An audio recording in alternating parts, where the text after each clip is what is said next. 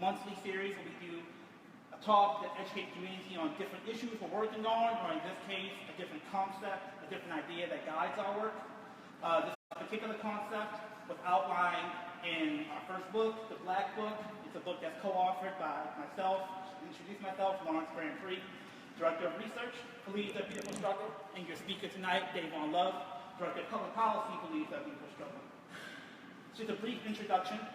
So a lot of people probably saw the verdict that came out in the Philando Castillo case. And a lot of folks are probably surprised, given the fact that we have all this video evidence of all these instances of police brutality that kind of saturate our timelines, Twitter, Instagram, things like that. And while a lot of people see this visibility as a step forward in consciousness raising, there are some folks who are wary that the constant circulation of images of black men and women being bloodied and abused does something to us psychologically, or reflects a form of activism. While it may raise some consciousness, the question is, does it really help us gain the power we need to make substantive change? So, in a chapter in the book called Spectacular Blackness, Dayvon outlines his ideas on this concept, pulling from different theorists, pulling from different examples from the policy work that LBS has done, and different experiences we have had as black men and black women doing work in Baltimore City. So, to go over his argument and to present his argument about the dangers of the spectacle of black suffering, LBS's Director of Public Policy, Dayvon Love.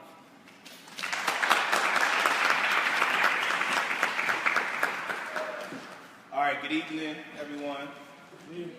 I really appreciate you all coming out this evening. So before I jump right into it, I want to give some context as to why this particular topic is important. And there are really two primary reasons. So as Lawrence mentioned, this particular topic area is an issue we cover in the book that Lawrence and I co-authored. And I'm going to base a lot of my commentary out of that, but extrapolate from it.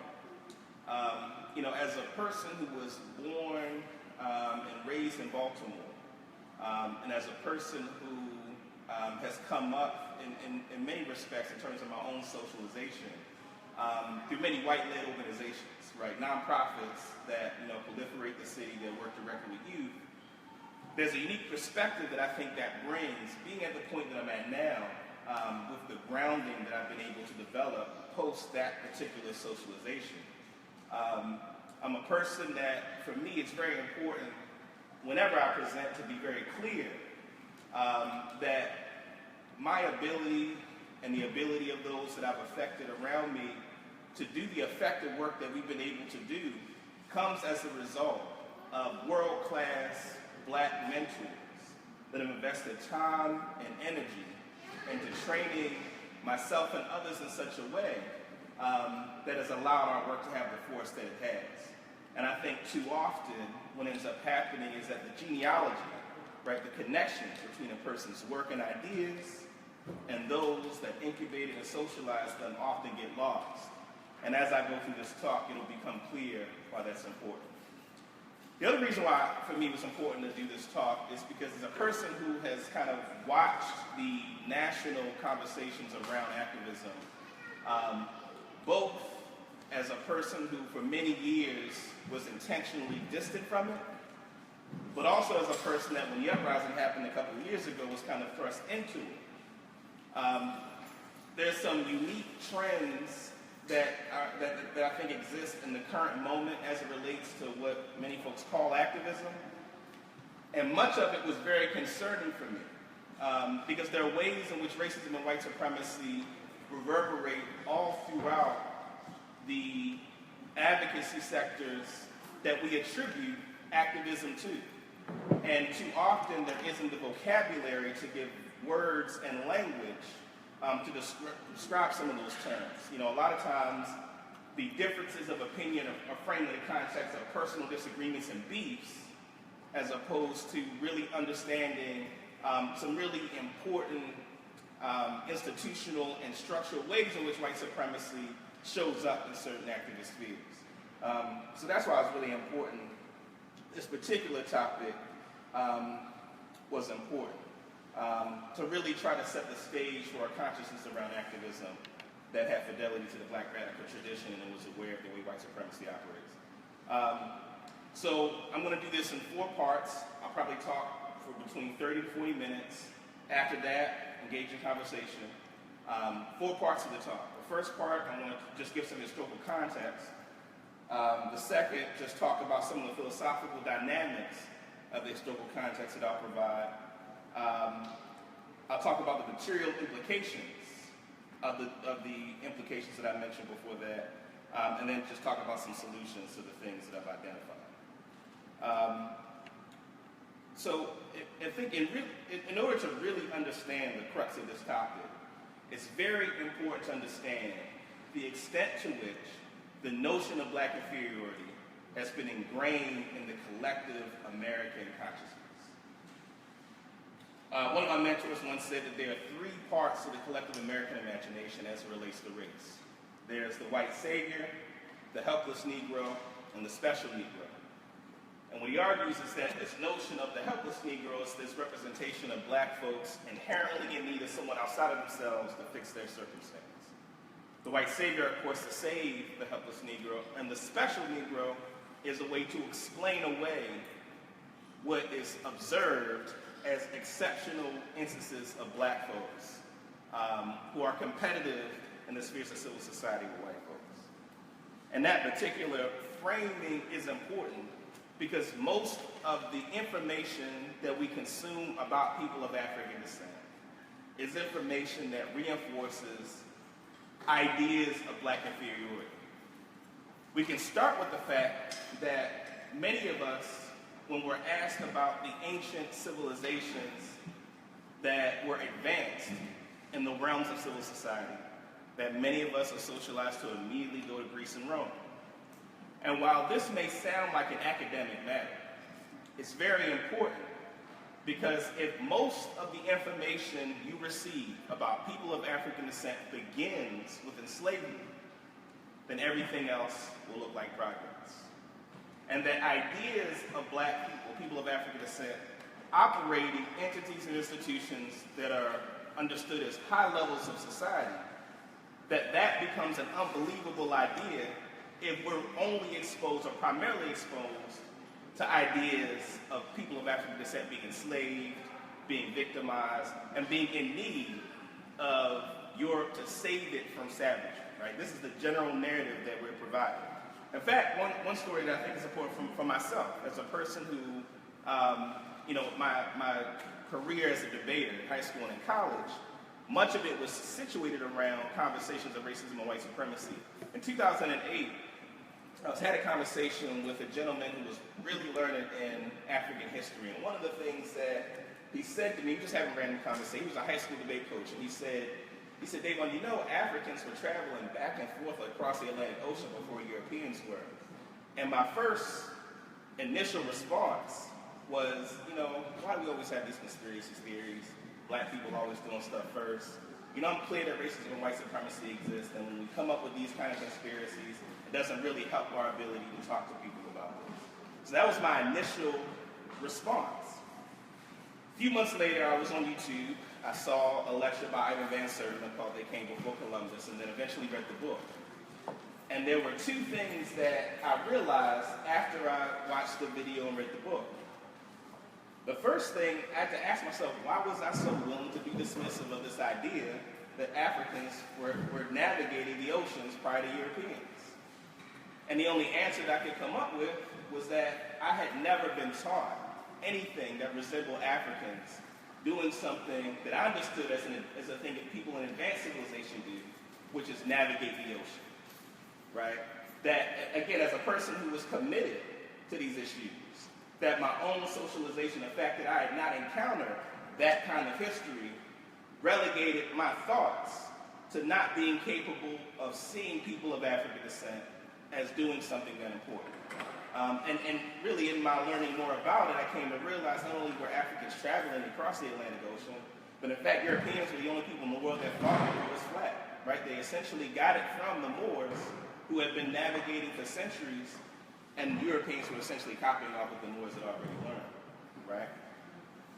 So that context is really important because what it helps us to understand is one of the primary problems that we face is the reliance on white intellectual ideas. A good book to give a really strong orientation to this concept, Jacob Carruthers' Intellectual Warfare.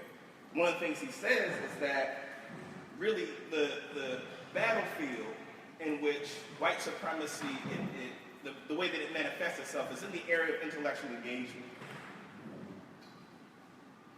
So, go back for a second. The enslavement of Africans is the primary narrative that Americans are given about people of African descent. So if that is the reference point, then people of African descent then are not seen as being potential resources for intellectual ideas, or seen as resources for developing solutions to the complex problems people face, but merely as objects for people's thought experiments to solve problems. So the fundamental notion of black inferiority, as we come to understand the role of African people, is not as producers of ideas to fix problems, but merely as objects to be acted upon. And so what this means is that there are whole schools of intellectual thought that are framed out of the conversation. So if you think about anybody who's been through any form of higher education in the United States and really throughout the Western world, the foundational theorists of every discipline that you will be taught, the foundational theorists are European theorists, right? They may reference Greece and Rome, right, as kind of their intellectual genealogy. And let's be clear, there is no actual genealogical relationship between Greece and Rome and Europe.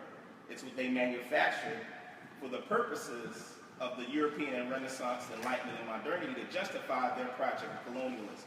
So they needed Greece and Rome for themselves to justify the notion of their own superiority. But so again, the intellectual ideas that many of us are taught and socialized begin with European authors and scholars. There's a sister named Naloe Brooks who wrote a book called White Money, Black Power.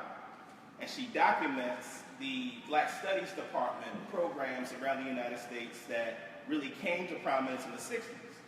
She describes her experience as a university professor at the University of Missouri, Kansas City in the middle 90s. She's an English professor, but her specialty is black literature. And she describes how she was giving a presentation to her all-white English department board. And she was pitching two classes. She was pitching a class about black women writers, and then pitching a class about writers of the Harlem Renaissance.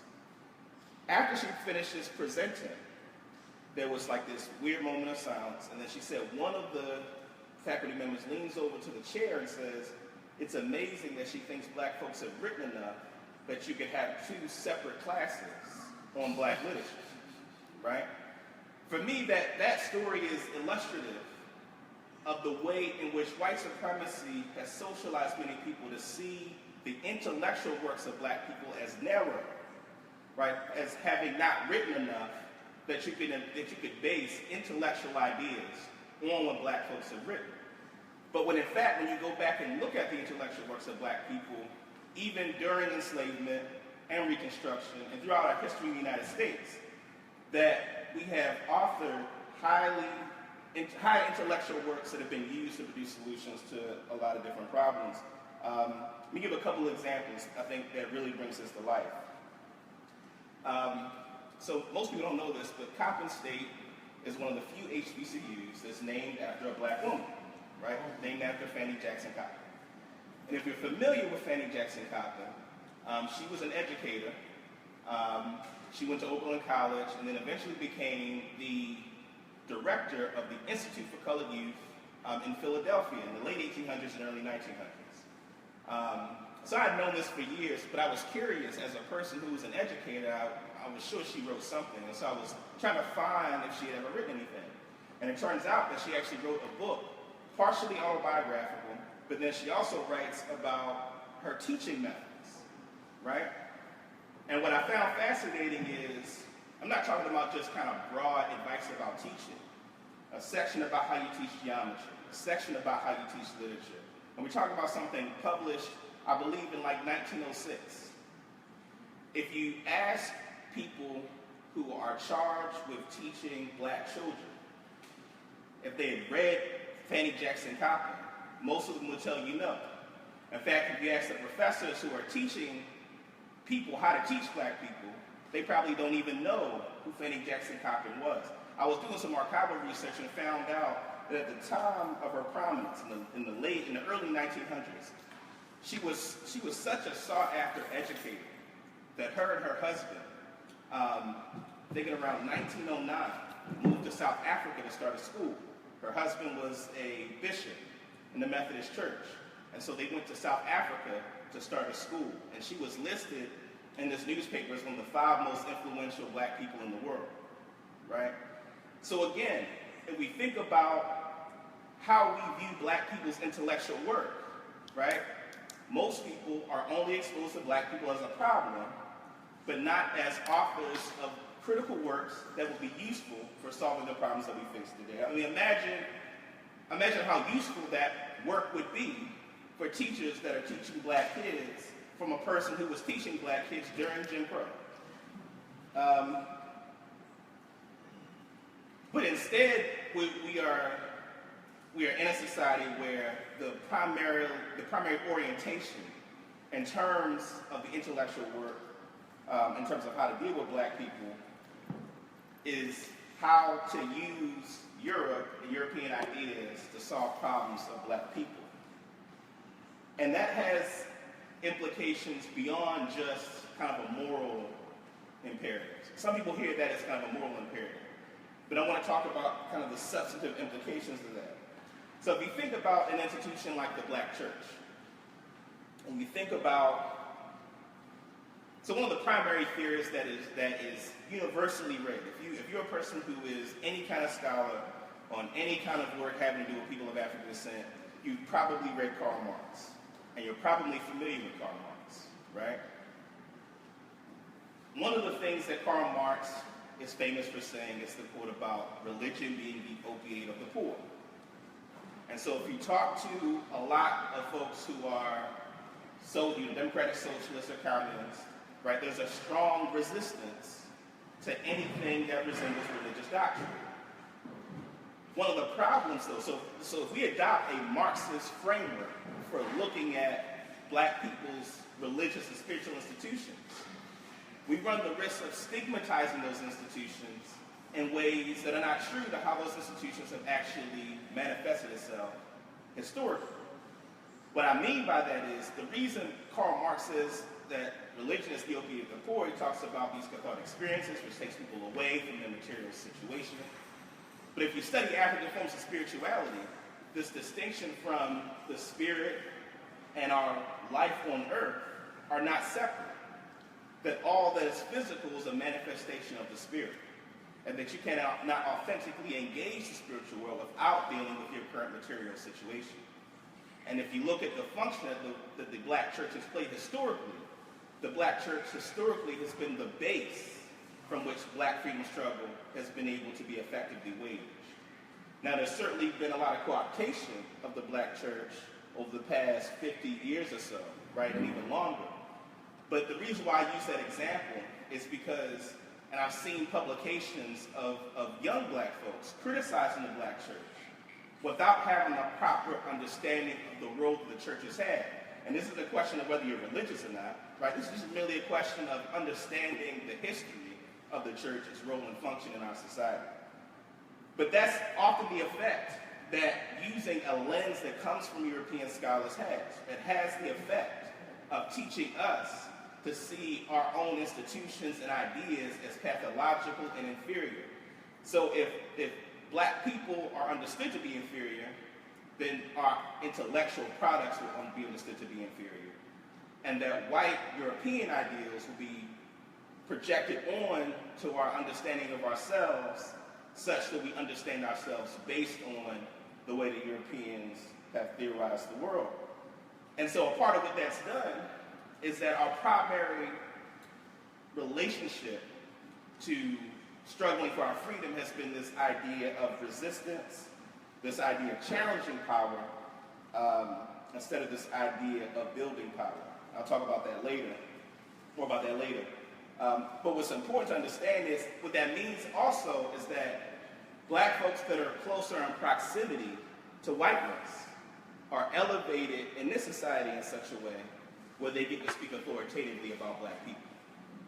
So you can be a person who are immersed in intellectual ideas of Europeans, right, who have studied black folks, and be able to speak authoritatively about the condition of black people, such that you're setting the agenda for what black people do. And what ends up happening is that then those black folks that don't happen to fit that framework are seen as exceptional and framed out. I want to talk about Malcolm X for a second as an example of what I'm talking about, in a way that I don't hear people who are learning about Malcolm really understand. So Malcolm X, his parents were Garveyites, so he was socialized around the notion of black nationalism and black power as a child. Regardless of how one may feel about the Nation of Islam, Elijah Muhammad's system is one of the most effective systems of thought and practice that this society has seen. And Malcolm was trained by the system of the Honorable Elijah Muhammad that produced the world-class thinker that he became. And it's important, if we're serious about understanding how Malcolm became who he became, you have to understand Elijah Muhammad and the system of the Nation of Islam. And that system helps us then to understand then the notion of black independence and how, because the other important thing to know about Malcolm, people talk about him being this fiery speaker, right, this firebrand, which I find interesting because when I watch clips of Malcolm, he's actually very statesmanlike, right? He's not this kind of throw stuff on the ground, get angry type of person. But what's important to know about Malcolm is that not only was he a rigorous thinker, he was a relentless organizer. That his credibility with the community didn't come from the fact that he stood in front of people and made people, amazed at his talking, right? That might have been a part of it. But his organizing, that he spent time in community, building the kind of relationships to establish the mosque. In New York City, he had actually, mosque number 7 was Harlem, but there was actually a mosque number 7, A, B, and I believe C, because the mosque grew so big that it needed more actual physical space because of his organizing, right? And so again, what European thinkers would project onto Malcolm is this firebrand who was just very persuasive and was able to get people to follow him because of how eloquent he was, as opposed to the real work he did in terms of being an organizer. All right, so that's the kind of philosophical dimension of it. The other piece is, or the second component to this philosophical dynamic to it, is the sentimentalizing of racism. What I mean by that is that I often describe the way that I see white folks respond to black suffering the way that people respond to animals being hurt. And the reason why I put it that way, like when an animal is hurt, you don't see the animal as equal to you. It's a thing you take care of. It's dependent on you. And the way that I see white folks consume black suffering is kind of in that same vein, right? It's a kind of dehumanizing sympathy that is based on this fundamental idea of the helpless Negro. And it's important that we reject that. There's a book that was written by Saidiya Hartman called Seeds of Subjection, where she talks about the relationship between images of suffering and how they're consumed.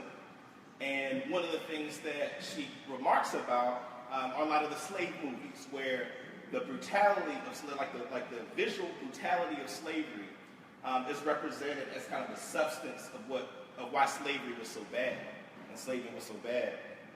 And what she argues is that in many ways, those spectacles of suffering actually take our attention away from the structure of enslavement. That is the substance of the system of enslavement. It is the substance of the actual suffering. But if you're so committed to the visual displays of suffering, then it takes away from conversations about the structural stuff. And then what it becomes about is, making sure that people's feelings aren't hurt, right? Making people feel better about the suffering that they see and witness. And that dynamic has undermined our ability to truly address the structural issues, because if conversations then become about people feeling good, that takes away from conversations about actually improving our condition. The other piece of that as well is that it is a very subtle, covert, but real plea for white recognition, right? That if you spend a lot of time wanting to show white folks suffering, then obviously that means that there's a plea for white recognition, and that will frame everything you do. Once you accept the notion that white recognition is a part of your goal or objective, it frames everything around white folks' recognition and acceptance. All right, so I want to talk about some of the material implications. Oh, before I move on to that, just to put a bow on it. So Lawrence mentioned the high circulation of images of Black death and suffering. So I want to relate that, because in the book, one of the things I do is compare lynching to these videos. How lynching was a public spectacle. White families took their children to watch lynchings, right? So this spectacle was a source of enjoyment. So similar to the way that people consume horror movies, argue is the way that people were consuming lynchings, which is the same way that I think folks are consuming these videos, police-related shootings and brutality of Black folks. That fetishization of Black suffering creates a context where people's interaction with these issues is predicated off of the insistence on talking about Black suffering, right? That your expertise, and I can actually give a real interesting example. There's an interview I did with MSNBC a few months ago about the consent decree and police brutality. And the interviewer, the first question, so I'm the director of public policy at Leaders of Youthful Struggle. We've been doing policy work on police reform. My expectation is that you're going to talk to me about policy issues related to police reform. The first question from the interviewer was, tell us about some of your experiences being, harassed by police in Baltimore. I just made the decision to answer a different question and talk about the policies of law enforcement and the work that we have been doing, right? But it's important to note that that's a part of the implications of the dynamic I'm describing. Primarily interested in talking about their own suffering, as opposed to the fact that this person has expertise in an area of policy that's useful for the public to know about, right? So that's why the fetishization of Black suffering isn't just a moral issue, it becomes a question of impeding our ability to actually put forward the ideas necessary for things to move on. So in terms of the material implications of this, and I have 4 of these. The first is that Black folks, particularly Black youth, cling to images of pathologies as resources for our identity development. What has happened is that out of survival, many of us have embraced ideas of savagery or criminality, right, as affirmative aspects of our identity, because that is most of what is made available to us. And oftentimes, adults blame young people for this. But in fact, it is a society that doesn't provide an alternative resource for identity development for young Black people to feel good about. I was given a workshop to some elementary school boys. Douglas and Data did an event for young boys, so I did a workshop. And one of the things I asked them, I said, how do you feel? Who has a favorite team, sports team? Of course, they raised their hand. How do you feel when your sports team wins? I feel good. Y'all talk smack when I get to school. And they got really excited. They lit up. And what I said to them, and my point to them was, that's how you should feel about being Black, right? They should feel a sense of pride that you would feel when a sports team wins, right? But again, we haven't made available enough positive aspects of identity development, and when all they see is Black suffering, they will reject it, right? I remember teaching middle school at a school in Baltimore City, where when we got to the section about enslavement, a lot of the attitude was like, oh, Mr. Love, we got to talk about slavery again. I'm sick of hearing about us being slaves, right? And it was like a genuine energy they were giving off of like, that's not all I want to be. I'm sick of hearing about that, right? So it creates a context where that identity development becomes difficult. The second thing that it does, and I mentioned this earlier, it creates a context where the spokespeople for black folks are those experts peddling black suffering as an intellectual product. There are a lot of black scholars who are public intellectuals whose primary product is to talk about black suffering. And it's an interesting dynamic. There are black people who are professors or scholars or nonprofit professionals who, make more money than any working class black person could dream of to talk about suffering that they themselves have no hand in improving those conditions. And so it becomes an industry where, if I can talk more articulately about suffering, I can be on MSNBC, I can get a book published, do a book tour, right? And what often happens is that most of the institutions that are producing those kind of intellectuals are institutions that aren't accountable to black people in any real way. They aren't accountable to institutions that are accountable to black people. In fact, like I mentioned earlier, this idea of white folks consuming black suffering as spectacle and pleasure, that's what gets you elevated in the white academic universe, right? Not posing solutions, not holding them accountable for the resources that the institutions use, but continuing to provide that entertainment is what allows those kinds of scholars to get elevated in the academy. And that has the effect of then influencing younger folks who are interested in getting into the work to see some of these scholars and think that that is the work I need to do to be able to have a voice, to be able to talk to the world about these kinds of issues. And my argument is that actually the more that the scholars that are close in proximity to white folks get the platform to be authoritative on conditions that black folks face, the worse off our communities are, because then what happens is you create a cycle where black institutions that are accountable to community don't get investments, right? You get Harvard or any other major, Northwestern, that is able to solicit resources to produce more scholars like the scholars that they sanction. Third implication is that it cultivates an activist culture that is organized around responding to spectacles instead of being involved in sustainable movement building. Now, I mentioned earlier, I was kind of thrust into the social networks of some of the national advocacy, community. And one of the things that, 2017, after for years, some of the stuff that's been going on, there are a lot of people that are broke, who at one time were on television, were doing protests, and if they're not broke, they went and got a job. And what that means is that they're not producing institutions that both provide a service to communities such that they can be able to generate the kind of revenue to sustain the work. There's a difference between the work that it takes to get on television versus the work it takes to sustain an organization. And unfortunately, a lot of people aren't clear about the difference, right? That people think that if I can get on television, I'll be able to get the resources to sustain the work.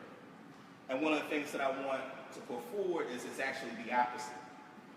That actually a lot of the activists that spend the most time on television, I know for a fact that many of them are having a hard time paying the bills, and therefore a lot of the work that they started isn't able to be followed through because of that. Last in the material implications piece, and this is actually the most important. This is the one that I write the most about in the book, in that chapter. It renders less visible issues that are very important to our communities. Issues like human trafficking, issues like sexual assault, issues like community violence. It renders those things as less visible and less important. And a lot of organizations that do work on those issues have a hard time getting the resources necessary to continue their work. So while lots and lots of dollars have been thrown at organizations dealing with police brutality, right, that means there's less resources for the other things that I mentioned that are important to our communities. And the reason why for me that's the most important is I remember during the time when, I guess we're still in that moment, but during a really hot time in the moment of, you know, this issue of police brutality being a major issue, because I have friends that work in the human social service sector that work on some of these issues, human trafficking, sexual assault, community violence. And one of the things that I would observe is them providing real concrete services to people who need them, and then their dollars just disappearing, right? So people who were in a transitional housing program to get out of the life of human trafficking, now the funding is gone and then they're having to go back out, right, into that. And for me, that was important because while police brutality is important, it's not the only thing, and we can't let what white folks think is important, the thing that they get entertainment by watching, we can't let that determine what our priorities are. All right, so in terms of solutions, there are three that I'll outline. The first one, real simple. Spend time with black people doing things with and for black people. I cannot overstate the number of black folks who mean well but come from the professional advocacy world, who spend a lot of time in meetings with activists and foundation folks and politicians, but spend very little time with black folks to provide actual services to black people. I'd argue that spending time with black people that work with and for black people, you will find out things about black people and the things that are happening that not only give you a better sense of what the actual issues are, but actually will inspire you in ways that a lot of this other stuff won't. Like, I don't feel like I've experienced burnout to any significant degree, and I don't feel it coming on, mostly because I just spend a lot of time with black people who are doing stuff, and it's stuff that isn't on television, right, but it's meaningful, impactful work.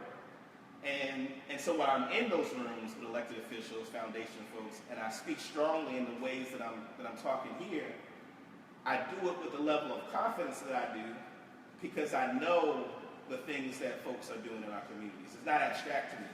I'm very clear about the work that folks are doing and what people need in such a way that it's not an abstraction, it's not self-righteous anger, but it's out of a real recognition of what folks are doing, what they need. An example of this, actually, that's in the book, it's in a different chapter. 2013, October 2013, there was a forum at Morgan State University about police brutality.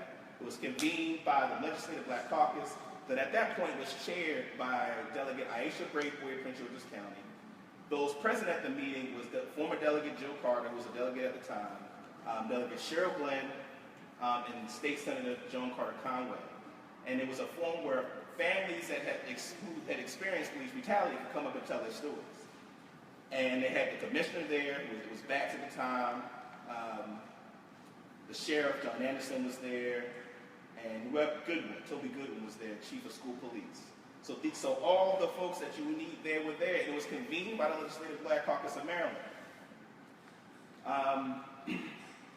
And I saw some reporter there, left early, and there was nothing written about it. And again, that could sound trivial, but I want you to understand what the implications of that means. Because oftentimes what people say is, oh, black people not doing nothing, or they'll say things like, there's nothing happening in the community. But you have the Legislative Black Caucus of Maryland, led by black women, who are calling a meeting to address police brutality with all the leadership there. And that needs to be something that people know about. People need to know that the Legislative Black Caucus was doing that.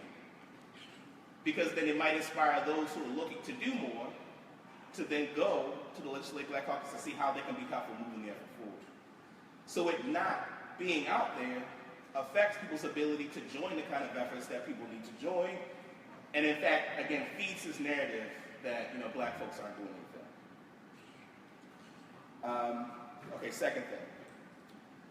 When listening to activists, ask the following questions.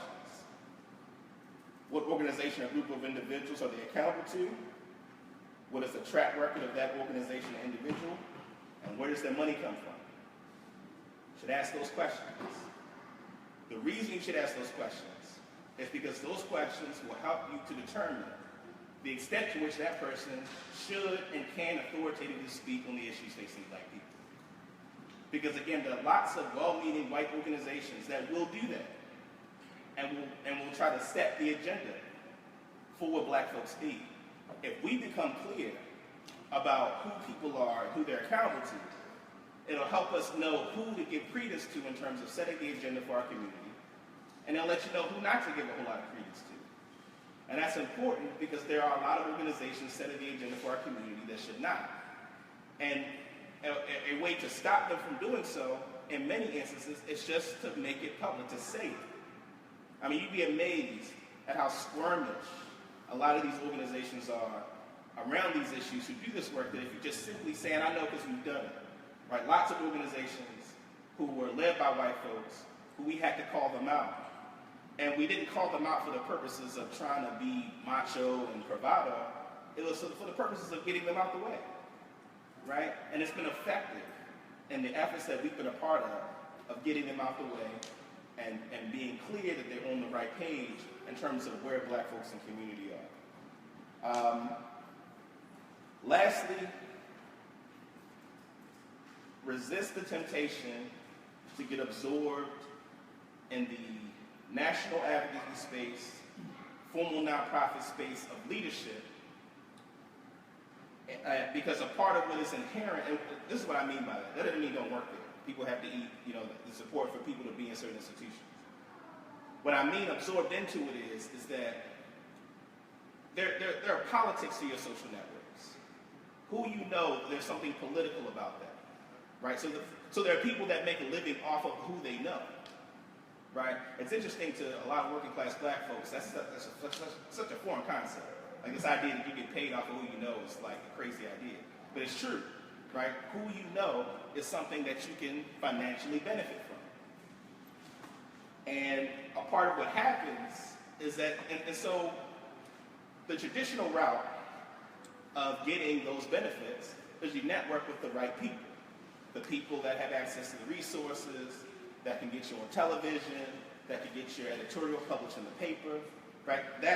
And so what happens is, oftentimes black folks feel compelled to have to immerse themselves in the social environment and network of white folks, right? And their appendages, black folks and other folks of color who are their appendages. And so what I'm suggesting with this third point is resist the temptation to feel like you have to immerse yourself in the social networks of white folks such that it takes you away from your own community.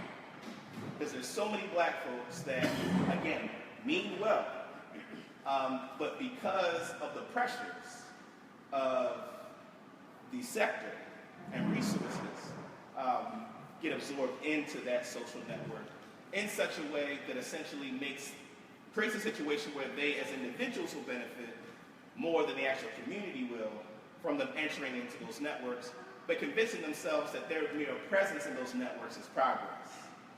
And this is often, like when I talk to elected officials, we've been asked on numerous occasions, of course, to support people in running for elected office. And all of them, except for the only one we've ever publicly endorsed, which was Donna Edwards, and we can talk about that in Q&A. But with that exception, all of them have given me this pitch of, Dayvon, I feel what you're saying, I'm down, but what I'm gonna do is I'm gonna not say it, I'm gonna run, I'm gonna not say it, and then when I get in, I'm gonna be on what you want. And it sounds good, because that's what people think. But the problem with that is that once you immerse yourself in those networks to get in that position, you are now controlled by those networks. And you'll only be able to be autonomous when you disconnect yourself from those networks. But if you disconnect yourself from those networks, you don't get the perks of those networks. So you're better off building a base outside of those networks so you're not relying on them. so that you can enter them as you please, as they're useful to you, as opposed to being reliant on those relationships. So it's very important that we resist the temptation to get absorbed into those social networks. And again, it is the image of black suffering and death that is predicated on the notion of black inferiority that I argue has had all the implications I've talked about tonight, has had these implications. And actually, I'll add a fourth thing that I didn't write down. It's really important for us to consume narratives about black people that aren't suffering. It's really important that you learn about the history of ancient African civilizations. One of the things that I've thought a lot about over the past few months is thinking about different organizational configurations that are more democratic and sustainable. And my resource for looking at that, I've been reading Cheikh-Anta Diop's Pre-Colonial Black Africa, where it's a sociology of African civilization, historical civilizations. Then he gives examples of how they organize their societies in ways that were more sustainable. But if we see black folks as inferior, right, we don't go back to ancient Africa and think they have anything to teach us about how to structure our organizations and society.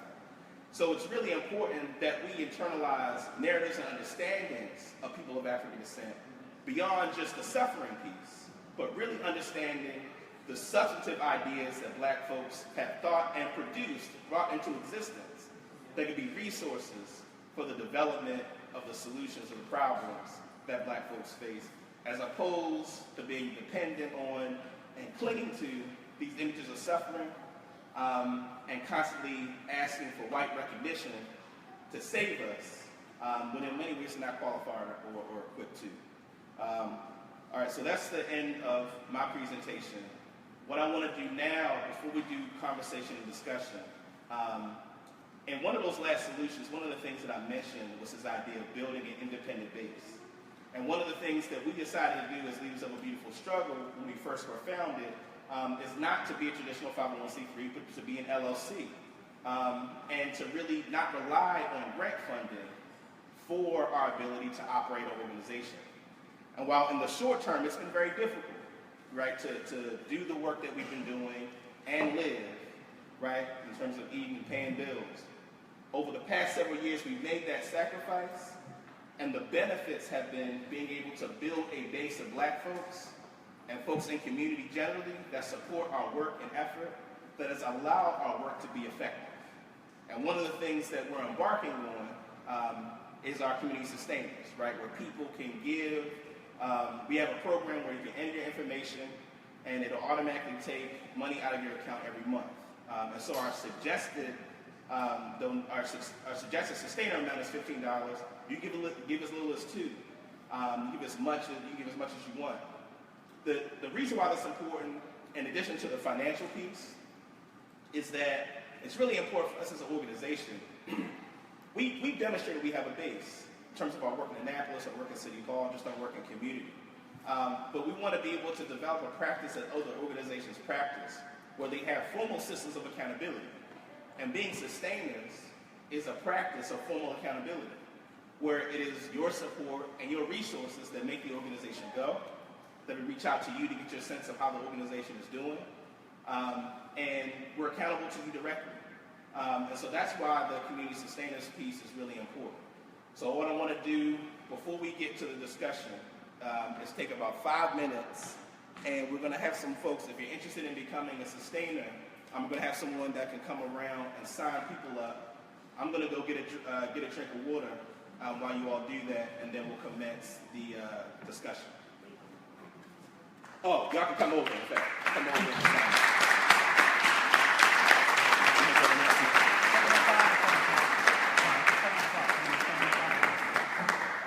All right, so at 7:05, we'll start Q&A. If you're interested in becoming a sustainer, you can come to the beautiful woman waving her hands at you right now, and then give her a flip, and we'll let you put in your information.